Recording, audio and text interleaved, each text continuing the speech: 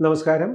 ഞാൻ doctor Sabari Girish, ENT specialist, neuro otologist, senior consultant at Clear Clinic Thiruvananthapuram. പ്രധാനപ്പെട്ട ഒരു കാര്യത്തിനെ പറ്റിയാണ് ഞാൻ ഇന്ന് ഇവിടെ സംസാരിക്കാൻ ആഗ്രഹിക്കുന്നത്. ENT എന്ന സ്പെഷ്യാലിറ്റിയിൽ വളരെ അടുത്തായി ചേർന്ന ഒരു സംഘം ആളുകളുണ്ട്, ഒരു സംഘം പേഷ്യൻസ് ഉണ്ട്. ഒരു 10-20 കൊല്ലം മുമ്പ് വരെ അങ്ങനെ ആളുകൾ ഉണ്ടായിരുന്നില്ല. ഇതായത്, സ്ഥിരമായി ഇയർഫോൺ യൂസ് ചെയ്യുന്ന പല വ്യക്തികൾക്കും ഇന്ന് കേൾവിക്കുറവ് ഉള്ളതായിട്ട് കണ്ടുവരുന്നു.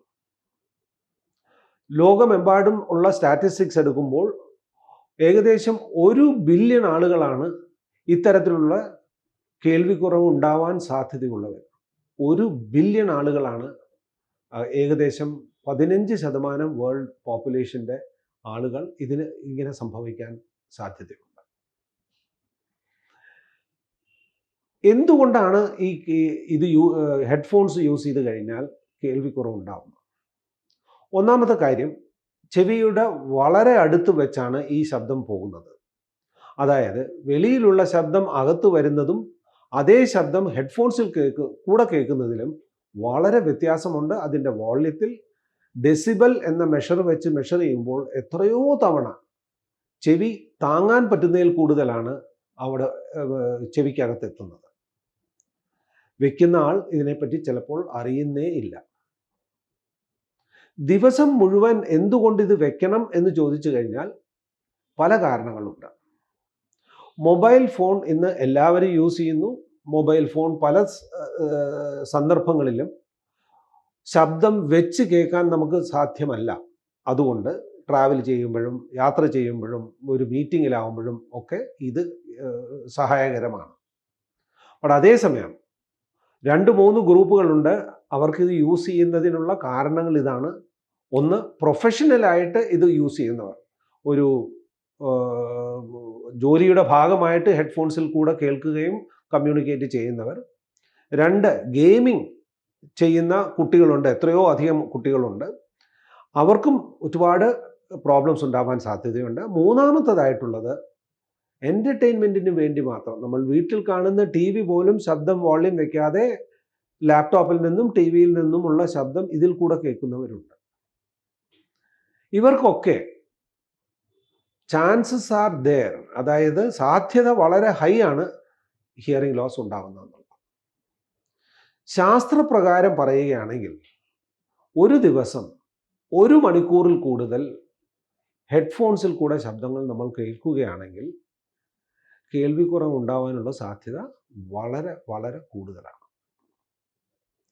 നമുക്ക് എന്ത് ചെയ്യാൻ പറ്റും ഇത് വെച്ച് കേൾവിക്കുറവ് വന്നാൽ? പല കാര്യങ്ങൾ നമുക്ക് ചെയ്യാൻ പറ്റും. പക്ഷെ ഒരു കാര്യം നമുക്ക് ക്ലിയർ ആയിട്ട് മനസ്സിലാവേണ്ടത്, ഒരു പ്രാവശ്യം വന്നു കഴിഞ്ഞാൽ അത് സ്ഥിരമായി കാണും. നമുക്കത് ക്യൂർ ചെയ്യാൻ പറ്റത്തില്ല. അതേസമയം നമുക്ക് അതിനെ ഹെൽപ്പ് ചെയ്യാൻ പറ്റും, സഹായിക്കാൻ പറ്റും ഹിയറിംഗ് എയ്ഡ് മുതലായവ ഉപയോഗിച്ച്. അല്ലാതെ ഈ ഡിസബിലിറ്റി നമ്മുടെ ജീവിതകാലം മുഴുവൻ ഉണ്ടായിരിക്കും. ഇത് വളരെ ശ്രദ്ധിക്കേണ്ട കാര്യമാണ്. കേൾവിക്കുറവ് ഒരു പ്രാവശ്യം ഹെഡ്ഫോൺസ് വെച്ച് വന്നു കഴിഞ്ഞാൽ അത് നമ്മുടെ ജീവിതത്തിൻ്റെ ഭാഗമാണ്, പിന്നെ എന്നേക്കും. എങ്ങനെ നമുക്കിത് പ്രിവെൻറ്റ് ചെയ്യാം? ഹെഡ്ഫോൺസ് ഇന്ന് യൂസ് ചെയ്യണം എന്നുള്ളത് വളരെ വളരെ കോമൺ ആയിട്ടുള്ളൊരു കാര്യമാണ്. അത് നമുക്ക് പല കാരണങ്ങൾ നേരത്തെ പറഞ്ഞ പോലെ അതുകൊണ്ട് ഉപയോഗിക്കാതിരിക്കാൻ ബുദ്ധിമുട്ടായിരിക്കും. പക്ഷേ നമ്മുടെ ചെവി എങ്ങനെ പ്രൊട്ടക്റ്റ് ചെയ്യാൻ പറ്റും എന്നുള്ളതിന് 60-60 എന്ന് പറഞ്ഞൊരു നിയമം ഉണ്ടാക്കിയിട്ടുണ്ട്. ഒന്നാമത്തെ 60ൻ്റെ അർത്ഥം 60 മിനിറ്റിൽ കൂടുതൽ 24 മണിക്കൂറിൽ അല്ലെങ്കിൽ ഒരു ദിവസത്തിൽ ഹെഡ്ഫോൺസ് ഉപയോഗിക്കാതിരിക്കുക. രണ്ടാമത്, 60% കൂടുതൽ വോള്യം, ശബ്ദത്തിൻ്റെ പവർ ഉപയോഗിക്കാതിരിക്കുക. പല മെഡിക്കൽ ലിറ്ററേച്ചറിനകത്തും പറയുന്നത് ഈ 2 കാര്യങ്ങൾ ചെയ്തു കഴിഞ്ഞാൽ നമുക്ക് കേൾവിക്കുറവ് ഇത് കാരണം ഉണ്ടാവാനുള്ള സാധ്യത വളരെ വളരെ കുറയും എന്നുള്ളതാണ്. ഇതിനെല്ലാത്തിനും പുറമെ യൂസ് ചെയ്യുന്ന ആളുകൾ ശ്രദ്ധിക്കേണ്ട രണ്ടാമത്തെ കാര്യം ഇതാണ്. കേൾവിക്കുറവ് തുടങ്ങുമ്പോൾ നമ്മൾ അതിനെപ്പറ്റി അറിയാൻ സാധ്യത വളരെ കുറവാണ്. എന്തുകൊണ്ടെന്ന് വെച്ചാൽ വളരെ ഗ്രാജുവലായിട്ടാണ് ഇത് വരുന്നത്. അതുകൊണ്ട് നമുക്ക് മനസ്സിലാവാറേ ഇല്ല നമുക്ക് കേൾവിക്കുറവുണ്ട് എന്നുള്ളത്. അതുകൊണ്ട് എല്ലാ ഹെഡ്ഫോൺ യൂസേഴ്സിനോടും എൻ്റെ അഭ്യർത്ഥന ഇതാണ്.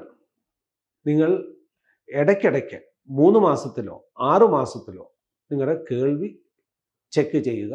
വളരെ സിമ്പിളായിട്ടുള്ള സ്ക്രീനിങ് ടെസ്റ്റുകളുണ്ട്.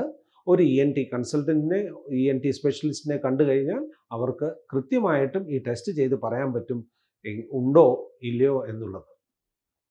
അതുകൊണ്ട് ശ്രദ്ധിക്കുക. കേൾവിക്കുറവ് വരുന്നതിന് മുമ്പ് തന്നെ, ഹെഡ്ഫോൺസിൻ്റെ യൂസ് കൊണ്ടുള്ള കേൾവിക്കുറവ് വരുന്നതിന് മുമ്പ് തന്നെ അത് പ്രിവെൻറ്റ് ചെയ്യുക, അത് പ്രതിരോധിക്കുക എന്നുള്ളതാണ് തത്വം. നമസ്കാരം.